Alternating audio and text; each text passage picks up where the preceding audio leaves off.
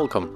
If you want to block ads in your MOTOROLA One Action, for the first you have to go for the Play Store, tap on the search pool, type Opera Mini, let's click install, and in a few moments I'm going to show you how easy you can block the ads on the websites with this browser.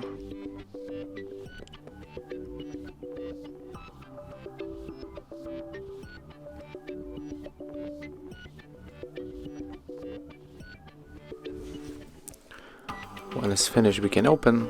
Right now we have to accept all of the permissions from the notifications that pops on our screen.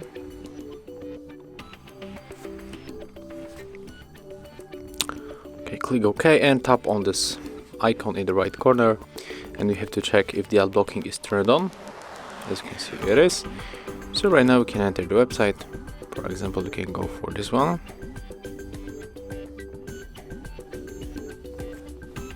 As you can see here, we got the notification that the first ads were blocked, and right now we can accept all this stuff here. And when we scroll down the page, we cannot find here any ads. And when we go for the icon, we can check how many ads were blocked. So as you can see, that's how it looks. Thank you guys for watching. Leave thumbs ups, comments, and subscribe to our channel.